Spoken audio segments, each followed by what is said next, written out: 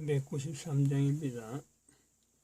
우리들의 싸울 것은 혈기 아니요 우리들의 싸울 것은 육체 아니요 마귀관계 힘써 싸워 깨쳐버리고 죽을 영은 살릴 것이 일심으로써 힘써 나가세 일심으로써 힘써 싸우세 교황제도 붕괴하는 인류전쟁에 성전고를 울리기까지. 하나님 말씀 여호수아서 1장입니다. 여호수아서 1장 1절에서 끝절까지 말씀 교독합니다. 1절 말씀 제가 먼저 받들어 봉독드립니다. 여호와의 종 모세가 죽은 후에 여호와께서 모세의 시종 눈의 아들 여호수아에게 일러 가라사대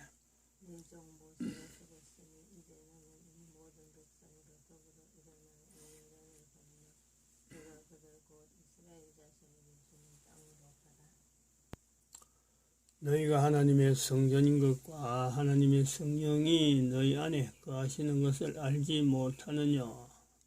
모든 정사와 권세와 능력과 주관하는 자와 이 세상과 오는 세상 일컫는 모든 이름 위에 뛰어나게 하시고 또 만물을 그 발 아래 복종하게 하시고 그를 만물 위에 교회의 머리로 주셨느니라. 교회는 그의 몸이니 만물 안에서 만물을 충만케 하시는 자의 충만이니라. 평강의 하나님이 친히 너희로 온전히 거룩하게 하시고 또 너희 온 영과 혼과 몸이 우리 주 예수 그리스도 강림하실 때에 흠없게 보존되기를 원하노라. 너희를 부르시는 이는 미쁘시니 그가 또한 이루시리라. 진중에 들어다니며 백성에게 명하여 이르기를 양식을 예비하라. 3일 안에 너희가 이 요단을 건너 너희 하나님 여호와께서 너희에게 주사 얻게 하시는 땅을 얻기 위하여 들어갈 것임이니라 하라. 항상 우리를 그리스도 안에서 이기게 하시고 우리로 말미암아 각처에서 그리스도를 아는 냄새를 나타내시는 하나님께 감사하노라. 너는 하나님과 화목하고 평안하라. 그리하면 복이 내게 임하리라. 너는 범사의 하나님을 인정하라. 그리하면 내 길을 지도하시리라. 하나님과 화목한다. 하나님과 평안한다. 범사의 하나님을 인정한다.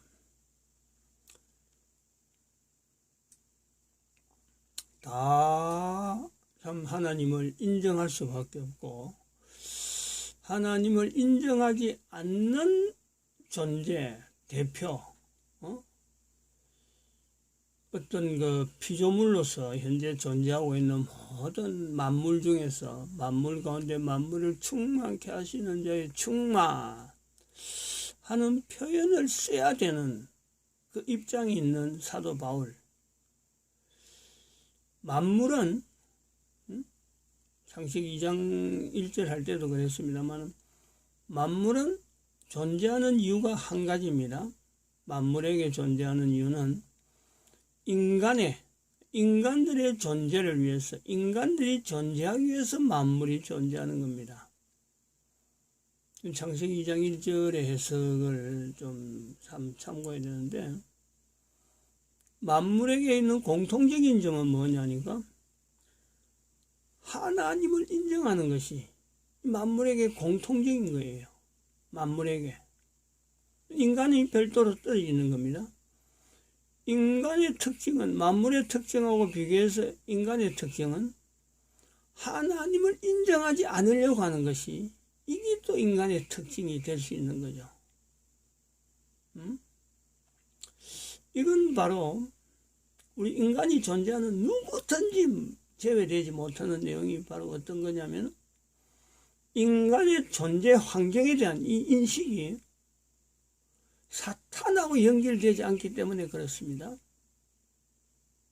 인간이 존재하는 것은 내가 존재하는 건 대체로 자기 존재를 일반화시켜가지고 인간의 존재에다가 자기를 연결해버려요. 그러나 한 개인은 하나님 앞에 독특한 존재입니다. 독특한 존재.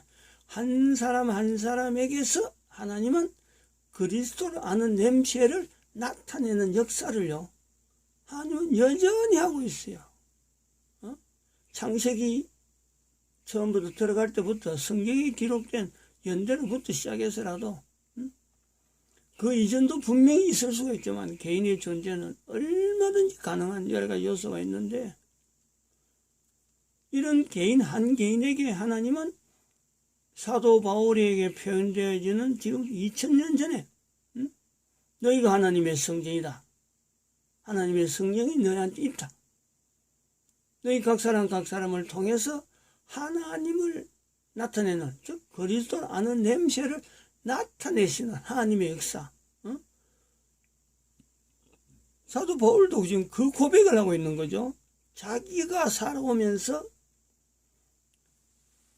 이스라엘 백성들을 통해서 자기에게 주어진 역사, 이스라엘 역사를 통해서 그리스도를 아는 냄새를 자기가 나타내리라고 하는요. 한번 생각해보세요. 우리가 객관적으로 한번 생각을 해보자고요. 사도 바울이 언제 그리스도를 아는 냄새를 나타내는 존재임에 대해서 하나님께 감사하는, 사도 바울 인생 전체를 그렇죠. 언제부터일까? 언제부터? 예수 그리스도를 알리려고, 자기도 뭐 알리려고 뭐 된 거는 아니지만은, 처음부터 태어나서부터 그거 하려고 행사하면 아닌데, 예수 그리스도를 전하고 나타내고 하는 이 가운데 자기 한 사람의 존재에 대해서 이스라엘 역사, 이스라엘 국민들이 걸어왔던 그 방향하고 자기가 달라져 있는 것을 찾아내는 거 아니에요? 이스라엘은 역사 속에서 하나님이 인정하고 하나님께서 특별히 세우는 나라인 것에 대해서 사도 바울이 자부심을 가지고 자기가 가말리알 문화에서 공부할 때만 해도 그리스도를 나타내는 것에 대해서 자기가 꿈에도 생각을 안 하는 거죠. 그리스도하고 자기는 객관적인 내용에서 완전히 별개라고 보는 거죠. 그렇게 보고 자란 겁니다. 그럴 수밖에 없어요. 그리스도는 하나님의 이름으로 보내는 특별한 존재입니다. 이스라엘 백성들 사이에서는 그런 거예요. 어느 인간이 감히 그리스도에 대해서 안다, 그리스도에 대해서 내가 뭐 참 그리스도 아는 냄새 이런 게 접근하는 이런 표현도 우리는 그 히브리어로 나타내는 이런 구약이나 신약에 있는 하나님에 대한 표현에 대해서 우리는 굉장히 문자적으로 약한 그런 인류의 그 약점이 있습니다. 그런 약점 속에서도 사도 바울이 하나님에 대한 그 접근성, 그걸 어떻게 하든지 참 자기 인생에 걸쳐서 최대한 최선을 다해서 하나님을 나타낸다든지 하나님을 이렇게 표현하는 삶을 하려고 애를 쓰는 것은요, 사도 바울뿐만 아니라 유대인 전체가 바라보던 하나의 전통적인 삶이죠. 전통적인 삶. 그게 오늘날도 유지되는 것이 바로 제사장 계열이에요. 제사장. 이스라엘의 제사장 계열. 검은 옷을 아리우로 전체로 걸쳐 입고 어릴 때부터 하나님 앞에 드림 하는 이 단어 하나에 자기 인생 전체를 하나님을 어떻게 하든지 자기 삶을 통해서 드러내려고 하는 것이 바로 이스라엘 사람들의 전통입니다. 그 하나님 아닌, 분명한 하나님은 유일신인데 그 하나님 아닌 다른 또 위치에 있는 그리스도가 있거든. 그리스도. 쉽게 설명하지 못합니다. 이거는 유대인들이 말하는 그리스도에 대한 건요, 사도 바울이 말하는 그리스도에 대한 건 우리가 생각하고 쉽게 예수 그리스도하고 부르는 거하고, 그리스도라는 냄새라고 할 때 그 그리스도에 대한 이 표현은요 독특한 겁니다. 유대인들에게만 주어지는 거고 사도 바울 당대까지만 주어진다고 볼 수 있는 거고, 그리고 사도 바울 이후로는 유대인들이 이걸 놓치고 있는 그리스도입니다. 그리스도. 왜? 그리스도께서 오셨는데 이걸 받아들이지 않는 그들의 역사가 있는 거죠. 이스라엘의 역사. 그래서 그리스도 아는 냄새라든지 그리스도에 대한 이 표현은 아마도 유대사에서요, 잊혀지는 단어로 현재 있을 수가 있다. 그래서 그 사람들이 다른 말로 하는 건 메시아라 그러죠. 메시아.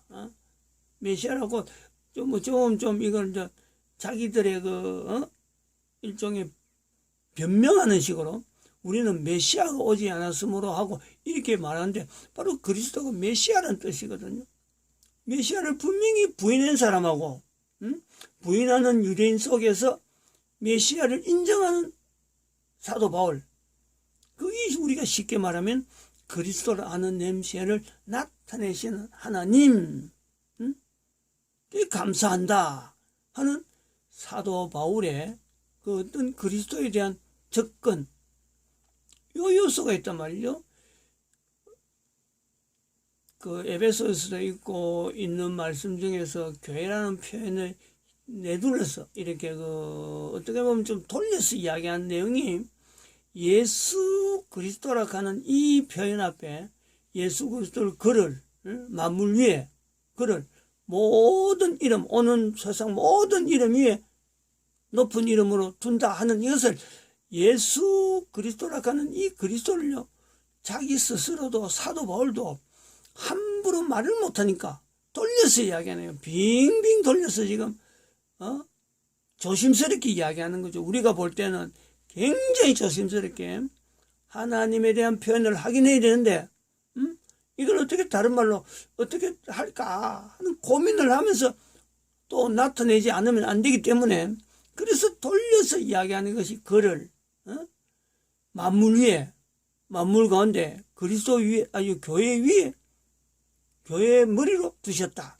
교회는 그의 몸이다. 교회라는 이름에 대체를 시키는 거죠. 대체를.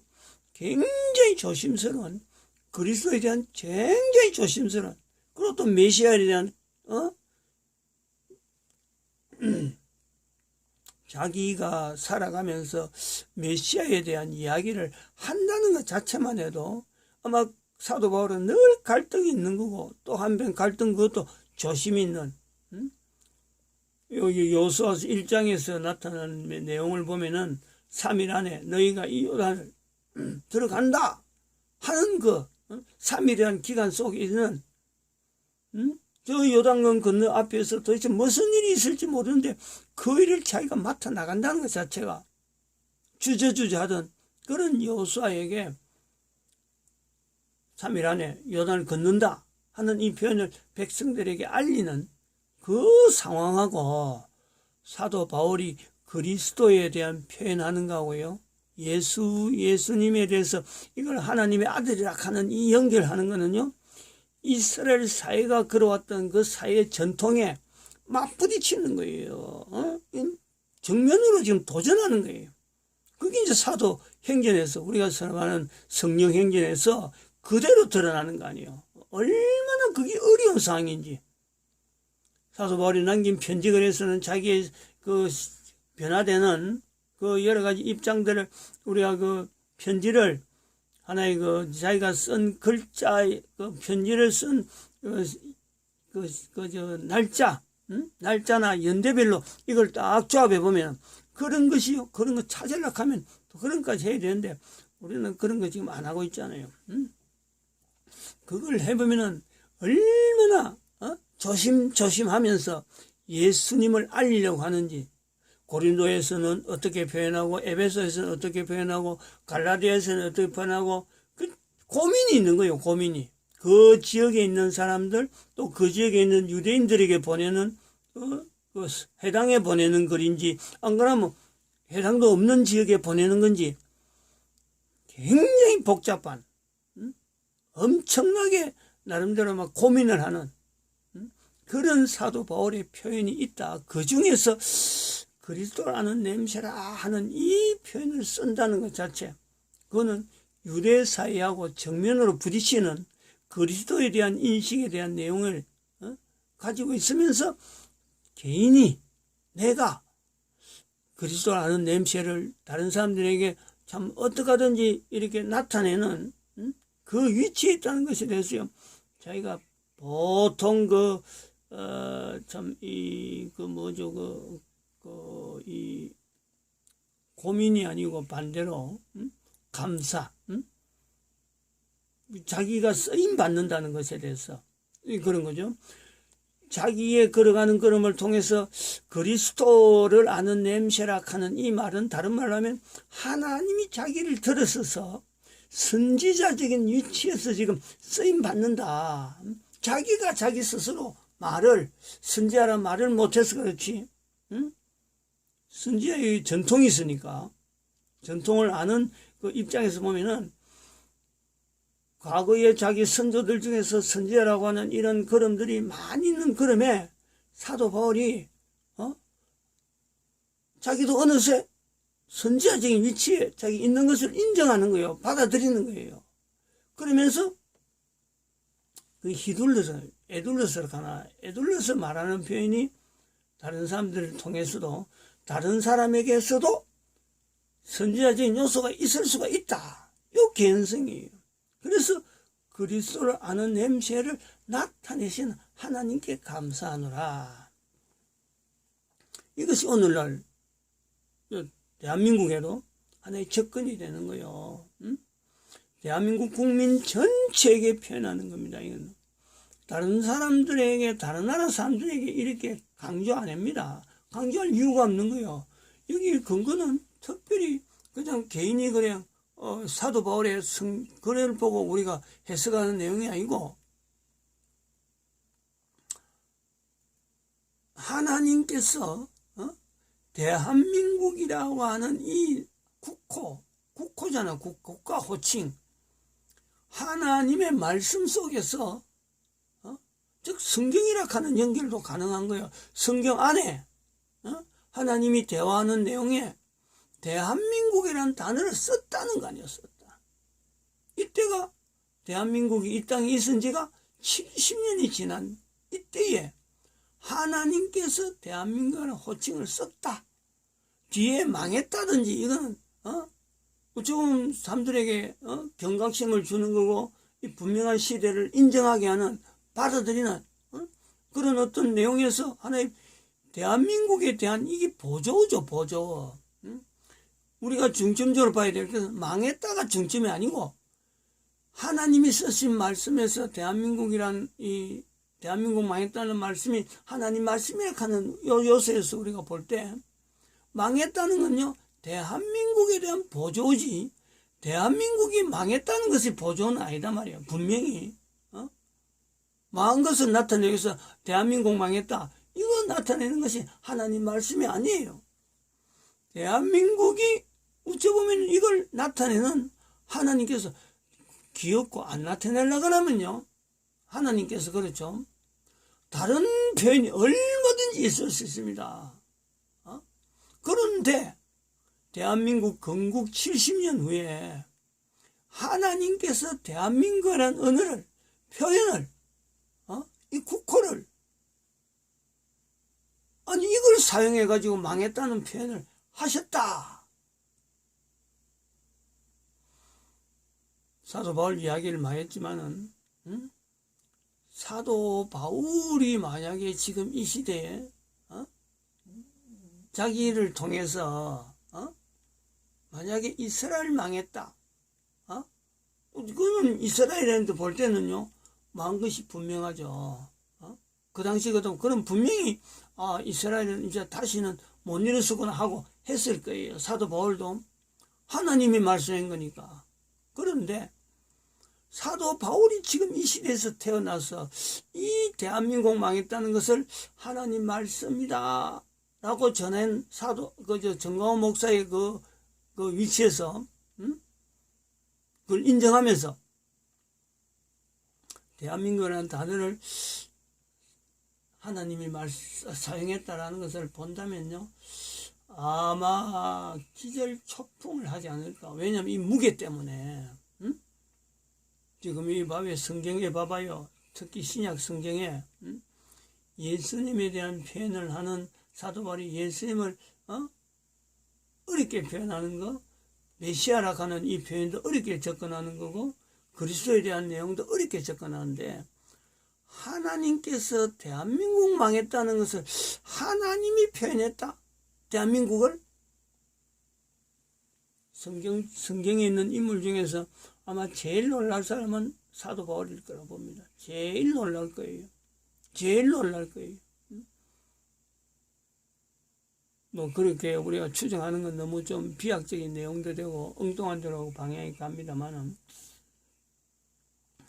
이 대한민국이라는 이 국가 안에서 국가를 가지고 국민들에게 선지자적이다 하고 선지자적인 자세를 대한민국 국민들이 요구한다 하는 이건 내용이 다른 모든 인류에게 이야기하는 게 아니고 대한민국 국호를 사용하려면은 하나님께서 대한민국 망했다는 이 표현 속에 대한민국이라는 국호를 하나님이 사용했다. 요거를 같이 써야 되는 거예요. 같이. 그러므로 이스라엘에게조차요, 2000년 이후로 아마 그렇게 봅니다. 2000년 이후로 예수님 오시고 난 뒤로부터 이스라엘의 국호, 이스라엘이 붙들면서 이 부분이 굉장히 자기들에게는 지금 취약한 내용인데 자신 있게 말을 못하는 거죠. 하나님께서 너희 국호를 이스라엘 하라.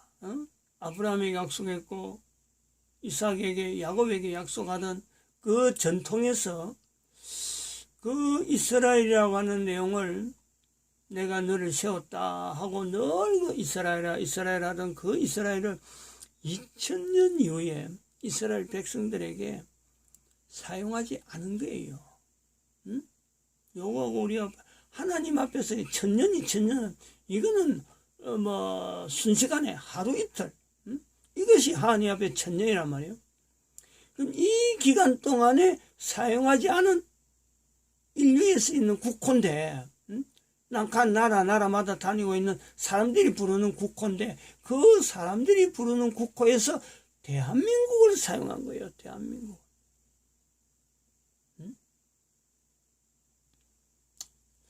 그래서 참 이 국호를 사용한 이런 내용의 강조점이, 제가 이제 한 1년 동안, 1년 지났죠. 2020년 2월 20일, 2021년 2월 20일 지났고, 지금 5월달이 지나왔는데, 이 지나오는 과정 속에서 정가원 목사하고 관계된 내용으로, 이제 한 일주일 됐나요? 한 일주일 전부터 정가원 목사하고 관계된, 여기서 왜 그럼 정가원 목사를 이야기를 자꾸 하느냐 하고, 됐기 때문에 하는 그 부분에 대해서는 풀어주려고 해석을 하기 위해서, 좀 설명을 하기 위해서, 그 정가원 목사, 정가원 목사에 대한 내용이, 정가원 목사하고 관계, 이렇게 쭉 진행해 오던, 그러다가 정가원 목사하고는 실제로 한 만난 거는 2011년도, 7년 아래 2011년도, 요때 한번 싹 지나가듯이 만났고, 그리고 실제로 정가원 목사의 구미 집회, 2019년 9월달에 있었던 구미 집회 한번 와서, 그때부터 관심을 가진 거예요. 이것도 우연히 길 가다가, 우연히 들어갔다가, 그 다음엔 또 서울에 가는 것도, 이게 바른가 안 그런가, 그거 체크하기 위해서 갔다가, 10번째라고 하는 이 내용부터 지금 매주 연결되어지던 이 정가원 목사의 관계, 계속 발전이 된, 그냥 뭐 처음부터 덥석지금의 상황이 되는 게 아니고, 발전된 과정에서, 이렇게 왔다. 그러다가, 5월달에, 이달이죠, 이달에. 여기라고 하는 내용의 빌립전도연구소를 표현하기 시작하는 이 내용을 의도적으로, 제가 지금 나타내는 거죠. 여기 일반 사람들은, 듣는 사람들은 보기에 그거 대단하냐 하고 하지만, 여기는 여기대로 빌립전도연구소라고 하는 이 표현 자체를 쓰는 것에 대해서 제 나름대로 좀 사도 바울이 하나님에 대해서 쓰는 이런 내용하고는 좀 다르죠. 예수 그리스도에 대한 내용하고 뭐 그런 조심하는 건 아닌데, 여기는 여기대로 그동안에 이 빌립 전도연구소가 지향하는 어떤 전도라고 하는 이 환경에 이걸 알려야 되고, 그리고 전도자들이 먹고 살도록 하는 이런 부분의 방향을 돌리다가 이렇게 해볼까 저렇게 해볼까 부딪혀온 세월이요. 제가 굉장히 여러 부분에 대해서 해봤기 때문에 이 빌립 전도연구소 이름을 다시 쓴다 하는 이 부분에 대해서는요, 저는 사실은 떨림이 있는 거예요. 떨림이. 주저되면서도 한편으로는 이게 쓰인다면 얼마나 좋을까 하는 이런 바람이 있는 거예요. 이런 떨림이 있단 말이에요. 떨림이. 떨리는 거죠. 위로 아래로 막 부딪히는 그것이 떨리는 거 아니에요. 한쪽에 가만히 있으면 소리도 안 나는데 위로 아래로 지금 현재 제가 과거에 그야말로 2006년 동안 2006년부터 지금 몇 년이야? 2021년 10한 5년 방향이 그런 거예요.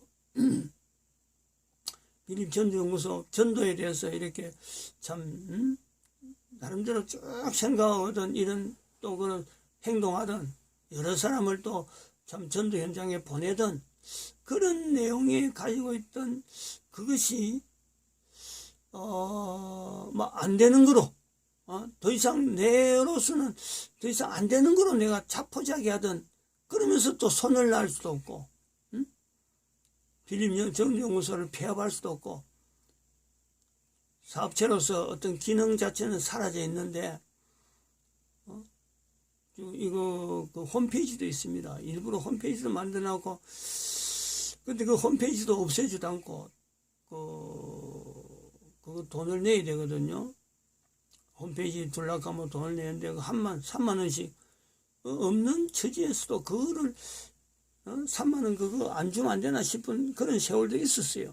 그런데 제출하면서 납부하면서 그 다음에 또 시청에 사업체 이것도 운영하면 또 세금도 있어요. 그것도 납부하면서 이래 해오면서 놓지 못하는 그 입장하고 지금 나타내야 되는 시점이라고 하는 이걸 나타내는가 하는 이런 어떤 그 설렘, 요것이 어찌 보면은 정강원 목사를 통해서 하나님의 말씀이라 하고 이걸 받아들이던 그 어떤 내용에 나름대로 어떤 저한테 주어지는 선물이에요. 선물. 저는 그래 보는 거죠. 정강원 목사에 대한 그 하나님의 선지자로서 걸어온 걸음 자체를 인정해오던 그 걸음에서 하나님께서 지금 빌립 전도연구소를 다시 활성화시키는 그 계기인가 그렇게 보고 있습니다. 다른 사람들이 참 설명이 힘드네.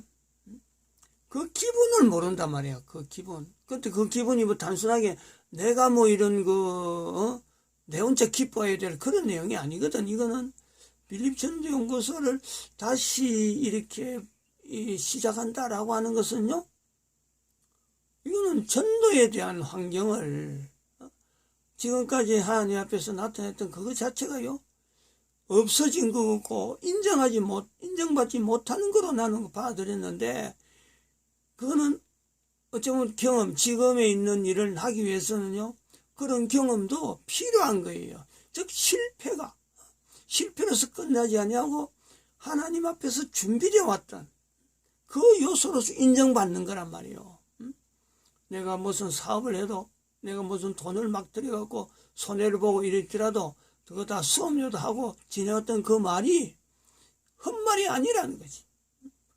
그 요소가 지금 그런 내용이 있어요. 이거 빌립 전도연구소. 저는 이거 자꾸 생각합니다.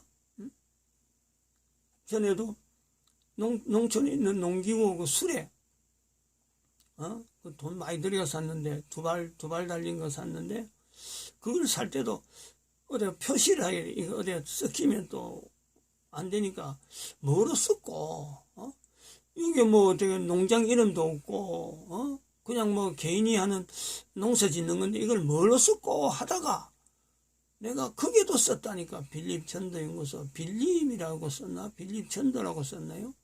연구소란 말을 빼고 빌립전도까지는 아마 썼을 거예요.